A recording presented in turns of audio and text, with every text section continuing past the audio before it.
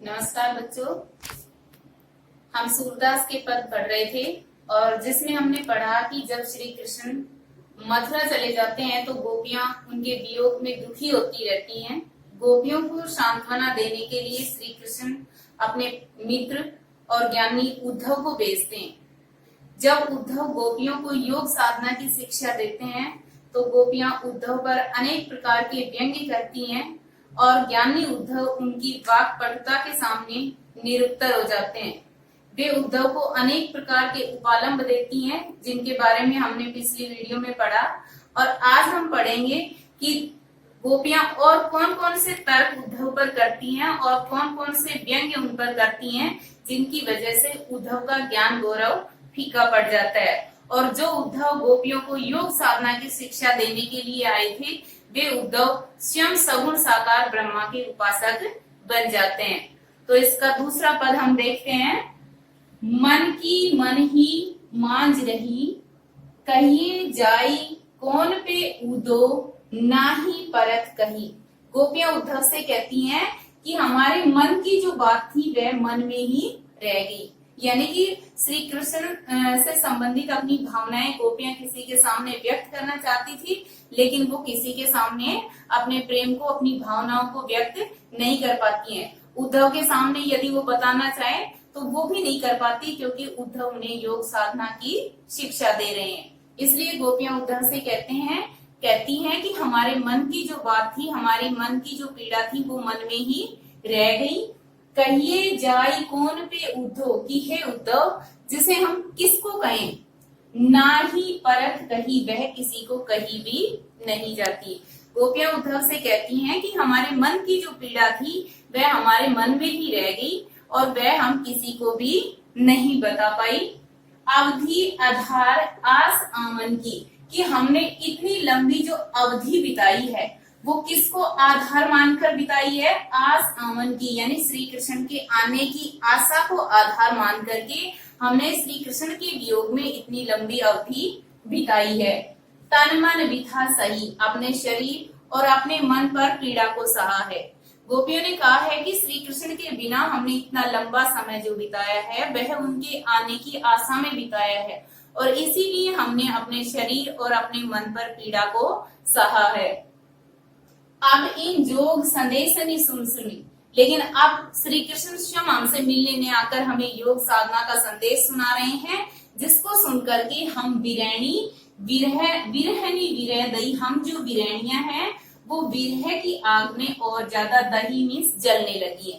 कि हमने इतनी लंबी अवधि श्री कृष्ण से मिलने की, उनके आने की आशा में बिता दी उनके बिना भी, लेकिन वो स्वयं में आकर हमारे पास योग साधना का संदेश भेज रहे हैं, जिसकी वजह से हम विरह की आग में और अधिक जल रही हैं। चाहती हुती गुहार जीतईते, गोपियां उद्धव से कहती हैं कि हम जहां अपनी बात रखना चाहती थी, जहां पुकार लगाना चाहती थी, किसके पास अपनी बात रखना चाहती थी, वो उद्धव के पास, या फिर श्री कृष्ण को अपना संदेशा वो सुनाना चाहती थी, लेकिन उतते धार बही, लेकिन वहां से तो किसकी धारा बह रही है, योग साधना की धारा बह रही है। गोपियां कहती हैं उद्धव से कि हम आपके पास अपनी बात रखना चाहती थी, हम अपना संदेश श्री कृष्ण तक पहुंचाना चाहती थी, लेकिन आपकी तरफ से तो योग साधना की धारा बह रही है, और जो यानी कि आप जो है वो हमारी बात को सुनने को ही तैयार नहीं है। सूरदास अब धीर धरई क्यों, मर जाने लगी। गोपियां उद्धव से कहती हैं कि हम कैसे धैर्य धारण करें, क्योंकि श्री कृष्ण के प्रेम में हमने सामाजिक मर्यादाओं का भी त्याग कर दिया है, इसलिए अब हम कैसे धैर्य धारण करें, क्योंकि हमने सामाजिक मर्यादाओं का त्याग कर दिया है और इधर श्री कृष्ण ने हमारा त्याग कर दिया है। वो अब हमें भूल जाने की बात कह रहे हैं, हमसे मिलने की बात, हमसे कभी नहीं मिलने की बात कह रहे हैं। इसलिए अब हम कैसे धैर्य धारण कर सकती हैं, क्योंकि हमने तो उनके विरह में उनके लिए मर्यादाओं का भी त्याग कर दिया है। एक बार इसको दोबारा देखते हैं।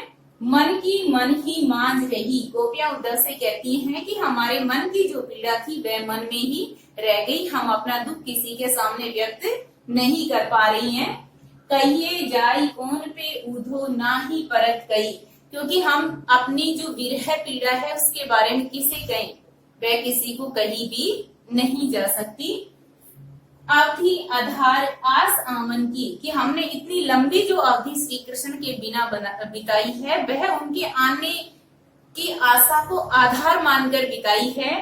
तन मन विथा सही, विथा का मतलब होता है व्यथा या पीड़ा, अपने शरीर और मन पर पीड़ा को हमने इसलिए सहा है कि एक दिन श्री कृष्ण हमसे अवश्य मिलेंगे। अब इन योग संदेश नहीं सुनी, लेकिन उनकी तरफ से तो अब हमें योग साधना का संदेश भेजा गया है, जिसको सुनकर के हम वीरणिया विरह की आग में और अधिक जल रही हैं। वीरणी विरह दई का मतलब होता है कि हम जो वीरणी हैं वो विरह की आग में और अधिक जल रही हैं। चाहती हुती गुहार जितईते उतते धार बई, कि हम जहां अपनी बात रखना चाहती थी, जहां हम अपने प्रेम की पुकार लगाना चाहती थी, वहां से तो योग साधना की धारा बह रही है, इसलिए अब हम अपनी बात कहीं भी नहीं रख सकती हैं। सूरदास अब धीर धरई क्यों मर जादा ने लई, गोपियां उद्धव से कहती हैं कि हम कैसे धैर्य धारण कर सकती हैं, क्योंकि श्री कृष्ण के प्रेम में हमने अपनी सामाजिक मर्यादाओं का भी त्याग कर दिया है, और अब श्री कृष्ण हमारा परित्याग कर रहे हैं, वो हमसे मिलने नहीं आकर हमारे लिए योग साधना का संदेश भेज रहे हैं, इसलिए हम अब धैर्य धारण नहीं कर सकती। इस पद में सूरदास जी ने अनुप्रास और पुनरुक्ति प्रकाश अलंकार का प्रयोग किया है, ब्रिज भाषा का प्रयोग किया गया है, वियोग श्रृंगार रस इसमें व्यक्त है, और माधुर्य गुण का प्रयोग किया गया है।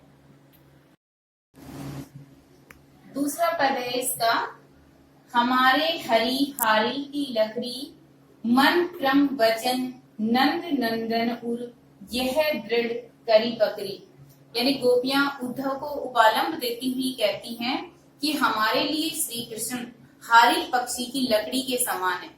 हारिल क्या होता है? हारिल एक पक्षी होता है, और यह ऐसा पक्षी होता है जो हमेशा अपने पैर में एक तिनका दबाए रखता है। तो गोपियां उद्धव से कहती हैं कि जिस प्रकार हारिल पक्षी अपने पैर में दबाए हुए तिनके को नहीं छोड़ना चाहता, उसी प्रकार हम भी श्री कृष्ण को नहीं त्यागना चाहती हैं। और हमने क्या किया है?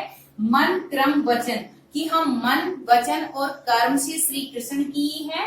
और नंद नंदन, नंद नंदन श्री कृष्ण को कहा गया है कि श्री कृष्ण को उर मीन्स अपने हृदय में यह दृढ़ करी पकड़ी, दृढ़ता पूर्वक पकड़ रखा है।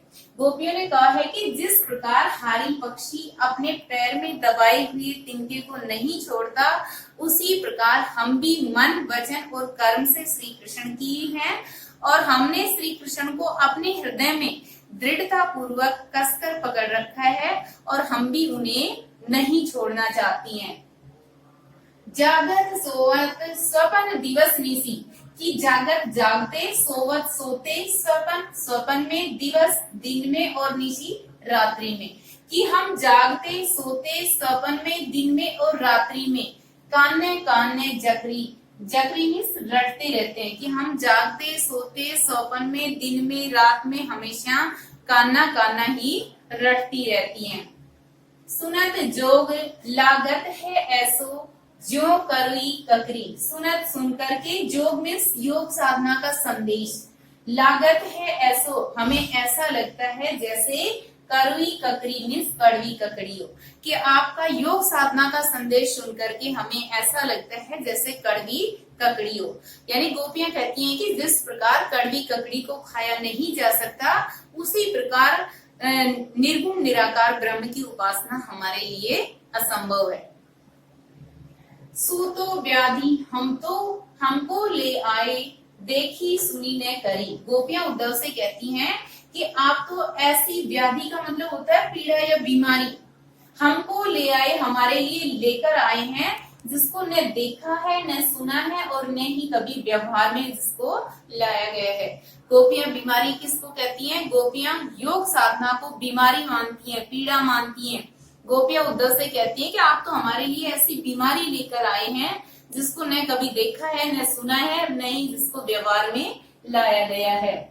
यह तो सूर तीन ही ले सौंपो जिनके मन चक्री, गोपियां उद्धव से कहती हैं कि यह योग साधना का संदेश तो आप उन लोगों को सौंपो जिनके मन चक्री, जिनके मन स्थिर नहीं है, चक्री की तरह घूमते रहते हैं। गोपियां उद्धव से कहती हैं कि हम सगुण साकार श्री कृष्ण को मानती हैं, और उनके अलावा किसी दूसरे से प्रेम हम नहीं करना चाहती। आप अपना योग साधना का संदेश ऐसे लोगों को सौंपो जिनके मन स्थिर नहीं है, भटकते रहते हैं। एक बार इसको दोबारा देखो। हमारे हारिल की लकड़ी, गोपियां उद्धव से कहती हैं कि हमारे श्री कृष्ण जो हैं वो हमारे लिए हारिल पक्षी की लकड़ी के समान है। जिस प्रकार हारिल पक्षी अपने पैर में दबाए हुए तिनके को नहीं छोड़ता, उसी प्रकार हम भी श्री कृष्ण को नहीं छोड़ना चाहती हैं। मन क्रम वचन नंद नंदन, कि हम मन से, क्रम इस कर्म से और वचन से नंद नंदन यानी श्री कृष्ण की हैं, और हमने श्री कृष्ण को अपने हृदय में बसा रखा है और उन्हें दृढ़ता पूर्वक पकड़ रखा है। जागत सोवत स्वपन दिवसने से, कि हम जागते सोते स्वपन में, दिन में और रात में हमेशा किसको रटते रहते हैं? काना काना यानी श्री कृष्ण को ही याद करते रहते हैं। सुनत जोग लागत है ऐसो जो करी ककरी, और आपका योग साधना का संदेश सुनकर हमें ऐसा लगता है जैसे कड़वी ककड़ी हो। गोपियां उद्धव से कहती हैं कि जिस प्रकार कड़वी ककड़ी को खाया नहीं जा सकता, वह त्यागने योग्य होती है, उसी प्रकार आपका योग साधना का जो संदेश है वो अपनाए जाने योग्य नहीं है। सूतो व्याधि हमको ले आए, गोपियां उद्धव से कहती हैं कि आप ये योग साधना रूपी ऐसी बीमारी हमारे लिए लेकर आए हैं जिसको न कभी देखा है, न सुना है और न ही जिसको व्यवहार में लाया गया है। यह तो सूर तीनही ले सोपो, गोपियां उद्धव से कहती हैं कि यह योग साधना का संदेश जो आप लेकर आए हैं, यह तो आप उन लोगों को सौंपो जिनके मन चक्री यानी जिनके मन स्थिर नहीं है और चक्री की तरह यानी कि भ्रमित होते रहते हैं, भटकते रहते हैं, वे लोग ही योग साधना को अपना सकते हैं। हम सगुण साकार श्री कृष्ण से प्रेम करती हैं और उनके अलावा किसी और देव की हम आराधना नहीं करना चाहती। इस पद में माधुर्य गुण का प्रयोग किया गया है, ब्रज भाषा का प्रयोग किया गया है, रूपक अनुप्रास व पुनरुक्ति प्रकाश अलंकार का प्रयोग किया गया है।